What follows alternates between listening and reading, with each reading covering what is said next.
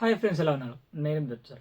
ఈరోజు మన వీడియోలో మోడల్ స్కూల్కి సంబంధించినటువంటి అప్డేట్ గురించి తెలుసుకోబోతున్నాం. సో ఫస్ట్ ఆఫ్ ఆల్, మన దేశంలో సెంట్రల్ గవర్నమెంట్ దాంతోపాటు మన స్టేట్ గవర్నమెంట్ కలిపి మోడల్ స్కూల్స్ని ఏర్పాటు చేయడం జరిగింది. సో ఈ స్కీమ్లో చెరిసగం వాటా ఉంటుంది. సో 2013 వచ్చేసరికి, అంటే ఒక సంవత్సరం 2 సంవత్సరాల తర్వాత మరి మోడల్ స్కూల్ ఈ స్కీమ్ నుంచి, పథకం నుంచి సెంట్రల్ గవర్నమెంట్ వైదొలిగింది. తర్వాత రాష్ట్ర ప్రభుత్వాలే ఈ మోడల్ స్కూల్స్ని నిర్వహించడం జరుగుతుంది. సో శాలరీస్ ఇవ్వడం జరుగుతుంది. సో కొంచెం ఇబ్బంది అయినా పర్లేదు, ఏదో రకంగా నడిపిద్దాంలో, ఎందుకు క్లోజ్ చేయడం. ఎందుకంటే ఆల్రెడీ బిల్డింగ్లు కట్టి ఒక నమూనా ఉంది. రాష్ట్ర వ్యాప్తంగా ప్రతి మోడల్ స్కూల్ ఒకే రకమైన డిజైన్తో కట్టిరు. సో విపరీతమైన స్ట్రెంత్ ఉంది. సో మనకు హై స్కూల్, దాంతోపాటు ఇంటర్మీడియట్, అంటే 6th నుంచి ఇంటర్మీడియట్ వరకు బ్రహ్మాండంగా మంచి స్ట్రెంత్తో నడుస్తుంది.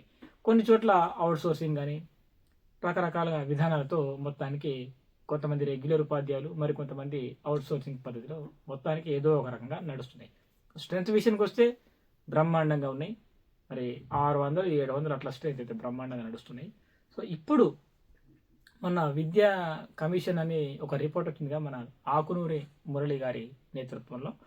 సో దాని యొక్క సారాంశం ఏంటంటే, కొత్త పాఠశాలలు ఏర్పాటు చేయాలా, అది కూడా కొన్ని పాఠశాలలు ఉంటే చాలు అని అన్నారు. అయితే మళ్ళీ మొన్న ఒక సిఫార్సు చేయడం జరిగింది. అదేంటంటే, ఒకవేళ ఇప్పుడున్నటువంటి మోడల్ స్కూల్స్ అన్నింటినీ తెలంగాణ పబ్లిక్ స్కూల్స్గా టీపీఎస్లుగా మారిస్తే ఎట్లా ఉంటుంది. ఎట్లాగో 6th నుంచి ఇంటర్ వరకు బ్రహ్మాండంగా నడుస్తున్నాయి.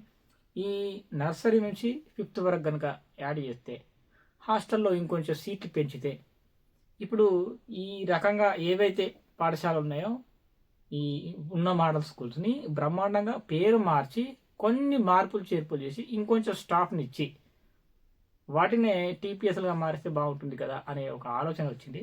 సో అట్లా ఇప్పుడు ప్రస్తుతానికి ఆరుట్లలో అయితే ఒక స్కూల్ అయితే రన్నింగ్ స్టార్ట్ అయింది. మన ముఖ్యమంత్రి గారు కూడా స్టార్ట్ చేయడం జరిగింది. సో నెక్స్ట్ ఇంకో 3 పాఠశాలలు కూడా ఇంకో 3 నెలల్లో స్టార్ట్ కాబోతున్నాయి. మనకు రంగారెడ్డి జిల్లాలో ఒకటి, మహబూబ్ నగర్ జిల్లాలో 2 అనుకుంటా. మొత్తం మీద 3 పాఠశాలలు స్టార్ట్ కాబోతున్నాయి ఇంకో 3 నెలల్లో. అంటే మనకు అక్టోబర్ నాటికి అవి స్టార్ట్ అవుతాయట. ఈరోజు అంటే అదొక అప్డేటు.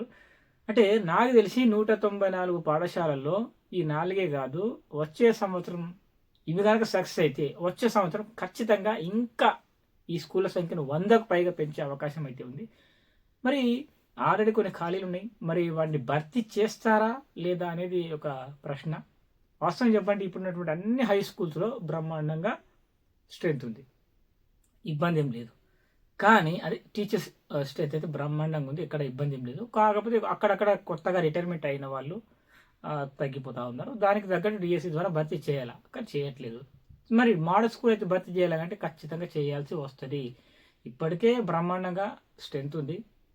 ఒక కొంతమంది ఒక 70% నిండిపోయారు, ఒక 30% అక్కడక్కడ వేకెన్సీస్ ఉన్నాయి. ఆ వేకెన్సీస్ కూడా ఫిలప్ చేస్తే బాగుంటుంది. అంటే దీన్ని బట్టి మరికొన్ని టీజీటీ పోస్టులు, పీజీటీ పోస్టులు మనం ఎక్స్పెక్ట్ చేయొచ్చు. ఇక ప్రైమరీ లెవెల్ పోస్టుల విషయానికి వచ్చినట్లయితే ఒక అంచనా ఏంటంటే, ఒక వినికిడి ఏంటంటే, ఇప్పుడున్నటువంటి ప్రైమరీ స్కూల్స్లో స్ట్రెంత్ కొంచెం, ఎక్కడైతే పిల్లలు లేనటువంటి పాఠశాలలు ఉన్నాయో ఆ పాఠశాలను మూసివేసి అలాంటి ఎక్సెస్ ఉపాధ్యాయుల్ని ఎక్కడో ట్రాన్స్ఫర్ చేసే బదులు ఈ తెలంగాణ పబ్లిక్ స్కూల్స్కి మారిస్తే అక్కడ నుంచి ఇక్కడికి అడాప్ట్ చేస్తే ఎట్లా ఉంటుందని ప్రభుత్వం ఒక ఆలోచన చేస్తున్నట్టు మనకు అర్థమవుతుంది. సో ఏది ఏమైనా మోడల్ స్కూల్సే రాబోయే టీపీఎస్లుగా అవతరించే అవకాశాలు అయితే ఉన్నాయి. సో ఖచ్చితంగా high school level, intermediate level బోధించడానికి టీజీటీ, పీజీటీలు ఖచ్చితంగా అవసరమే. సో ఇప్పటికే 1000 పైగా ఖాళీ ఉన్నట్లు అంచనా. ఒక టైంలో 1900 అన్నారు, మొన్ననేమో 1073 పోస్టులు ఖాళీ ఉన్నట్లు చెప్పడం జరిగింది. ఏది ఏమైనా మనకు కొత్త నోటిఫికేషన్ అయితే ఎక్స్పెక్ట్ చేయొచ్చు. టీపీఎస్ని ఏవైతే ఈ తెలంగాణ పబ్లిక్ స్కూల్స్ ఉన్నాయో వీటిని ప్రభుత్వం ప్రతిష్టాత్మకంగా తీసుకుంటుంది కాబట్టి మరి ఇంకొన్ని పోస్టులు యాడ్ చేసి మరి ఇంకొంచెం పగడ్బందీ వ్యవస్థతో కొన్ని నిధులు కేటాయిస్తే సరిపోతుంది అని ప్రభుత్వం ఆలోచిస్తుంది. మరి ఏం చేస్తుందో చూద్దాం. సో మొత్తానికైతే ఒక నోటిఫికేషన్ మనం ఎక్స్పెక్ట్ చేయొచ్చు.